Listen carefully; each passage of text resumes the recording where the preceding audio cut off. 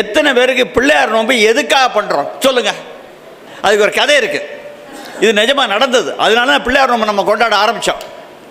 அதாவது இது எல்லாருக்கும் தெரியணுங்கிறதுக்காக சொல்கிறேன். அநேகமாக நகரத்தார்களுக்கு எல்லா மேடையிலையும் இதை நான் சொல்கிறதுக்கு காரணம், ஒவ்வொருத்தருக்கும் அதாவது இந்து மதத்தில் சரி நம்ம செட்டியார்களும் சரி எந்த ஒரு காரியத்துக்கும் காரணம் இல்லாத காரியமே கிடையாது. ஒரு வசதியான செட்டியார் முதல் மனைவி இறந்து போயிடுது. அந்த முதல் மனைவிக்கு அழகான ஒரு பிள்ளை, அது ஒரு 10-12 வயசு இருக்கும், நல்ல அழகான பிள்ளை. செட்டி வீட்டு பிள்ளைகளையும் செட்டி வீட்டு ஆட்சிகளும் அழகாக இல்லாதவ யார் இருக்கா? அப்படி இருந்தாலும் சொல்கிற தைரியம் எனக்கு கிடையாது. அது என்ன பண்ணுறாங்க, அந்த ஆட்சி இறந்து போனதுனால சொந்தக்காரெல்லாம் கூடி இந்த பிள்ளையை வளர்க்குறதுக்கு இன்னொருத்தி வேணுமா வேண்டாமா, இன்னொருத்தியாக கல்யாணம் பண்ணிக்க அப்படின்னு கல்யாணம் பண்ணி வச்சுப்படுறாங்க. கல்யாணம் பண்ணி வச்ச உடனே அந்த ஆட்சி இந்த பொண்ணை கொடுமைப்படுத்த ஆரம்பிச்சிடுறாங்க. இது செட்டி வீட்டில் நடந்தது. எங்கள் அடைக்கத்தவல் கதையே அது தானே. அடைக்கத்தவலுக்கு தலைவர் இங்கே உட்காந்துருக்காரு. எங்கள் அடைக்கத்த கோயிலில் நாங்கள் குலதெய்வமாக கும்பிடுறோம், அதுவும் அந்த கதை தான். கொடுமையினால தான் அந்த ஆட்சிக்கு கடவுளாக மாறினது. கொடுமைப்படுத்துகிறாங்க. ஒரு நாள் கார்த்திகை பலகாரம் அந்த ஆட்சி பண்ணிக்கிட்டு இருக்கு. இப்போ இருக்க மாதிரி ஸ்டவ்வு, எலக்ட்ரிக்கல் ஸ்டவ்வு அதெல்லாம் கிடையாது. அடுப்படி கூட தரையில் உட்காந்து தான் சமைக்கணும். நின்றுக்கு சமைக்கிற கூட விறகு அடுப்பு தான், தரையில் உட்காந்து தான் சமைக்கிறது. அந்த மாதிரி அந்த ஆட்சி வந்து பலகாரம் பண்ணிக்கிட்டு இருக்கு. பலகாரம் பண்ணிட்டு இருக்க கொஞ்ச நேரத்தில் பார்க்குறது மோதிரத்தை காணும். மோதிரத்தை எங்கெல்லாம் தேடி பார்க்குது, எங்கே வச்சோம்னு தெரியல, எங்கேயோ குளிக்கையில் கழட்டி வச்சோம், காணாமல் போயிடுச்சு.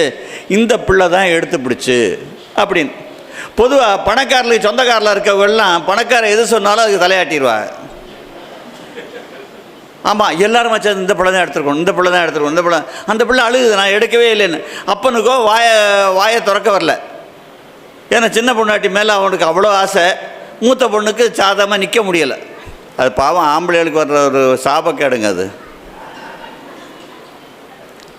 அந்த பிள்ளை என்ன பண்ணுது, அங்கே இதாக பூம்புகாரில் நடந்தது. பூம்புகாரில் ஒரு பிள்ளையார் இருந்து, மரகத பிள்ளையார் இருந்திருக்குது. அந்த பிள்ளையார் எங்கே போச்சுன்னு இப்போ யாருக்குன்னு தெரியலை. அதான் நம்ம நகரத்தால் பிரிஞ்சு ஒரு பாதி தான் இங்கே வந்தோமா, இன்னொரு பாதி எங்கே திருநெல்வேலி பக்கம் போனால் சொல்கிறாங்க அந்த பிள்ளையார் அவங்ககிட்ட இருக்கிறத சொல்கிறாங்க. அது தெரியலை எனக்கு. அந்த பிள்ளையார் கோயிலில் போய் உட்காந்துருச்சு. அந்த பிள்ளை கார்த்திகை அன்னைக்கு உட்காந்துருச்சு. உட்காந்துட்டு பிள்ளையாரை பற்றி நீ என்ன முடியே தெரியாது, 21 நாள் நான் உனக்காக விரதம் இருக்கேன். ஒருவேளை உன்னுடைய நைவேத்தியத்தை மட்டும் சாப்பிட்டு இங்கே கோயிலே உட்காந்துருக்கேன் 21 நாள். நீ என்னை காப்பாற்றலை, 21ஆவது நாள் நான் உயிரை விட்டுருவேன் அப்படின்னு. அதுக்காக என்ன பண்ணுது, அதோட முந்தானையிலேருந்து ஒவ்வொரு நூலாக எடுக்குது. தினம் 21 நாள் கணக்கு வர்றதுக்காக 21 நாள் எடுத்துருச்சு. 21ஆவது நாள் நம்ம ஊரில் ஒருத்தன் மொட்டை மாட்டிலேருந்து குதிச்சு சாக போகிறேன்னா காப்பாற்றுற கவனம் போக மாட்டேன். அவன் விழுந்து எப்படி சாக்கிறேன்னு பார்க்குறதுக்காக 100 பேர் சேர்ந்துருவேன். அந்த மாதிரி இந்த ஆட்சி இந்த பிள்ளை இன்றைக்கி சாக போகுதுன்னு சொல்லுது. அதை பார்க்குறதுக்காக ஏகப்பட்ட பேர் கூட்டம் சேர்ந்துருச்சு. அந்த பிள்ளையும் 21ஆவது நாள் நெய்வேத்தியத்தை சாப்பிட்ருச்சு. பிள்ளையாரை பச்சு நீ என்னை காப்பாற்றலை, நான் உயிரை விட போகிறேன்னு சொல்லிக்கிட்டு இருக்கையில் இந்த பிள்ளையார் எறும்புன்னு தெரியுமா எத்தனை பேருக்கு? பிள்ளையார் எறும்புன்னு இருக்குது, சின்னமாக இருக்கும், கருப்பாக. அது ஒரு சாரியாக ஊந்து வந்திருக்குது. அது என்ன இப்படி வருதுன்னு எல்லோரும் பார்த்துருக்கா. வந்தது கோயிலுக்குள்ளே வந்துட்டு கோயிலேருந்து வெளியில் போக ஆரம்பிச்சது. எல்லோரும் அது பின்னாடியே போயிருக்கா. இது வந்து இந்த பிள்ளையோட வீட்டுக்கு போயிருக்கு. வீட்டுக்கு போய் இந்த ஆட்சி சமைச்சுக்கு இருந்துச்சுல்ல, அந்த சமைச்சுக்கு பக்கத்தில் தரையில் ஒரு ஓட்டை இருந்திருக்கு. அந்த ஓட்டைக்குள்ளே போயிருக்குது. ஆஹா என்னமோ போகுது அப்படின்னு உடச்சி பார்த்துருக்கா. அந்த இடத்த பார்த்தா மோதிரம் உள்ளே இருந்திருக்கும். பிள்ளையாரை பற்றி காப்பாற்றிட்டார். 21ஆவது நாள் சஷ்டி சதயம் சேர்ற அன்னைக்கு இதை. அதனால் நம்ம 21 நாள் கார்த்திகை விரதம் இருந்து பண்ணணுங்கிறது. இந்த காலத்தில் அது விரதம்லாம் இருக்க முடியாது.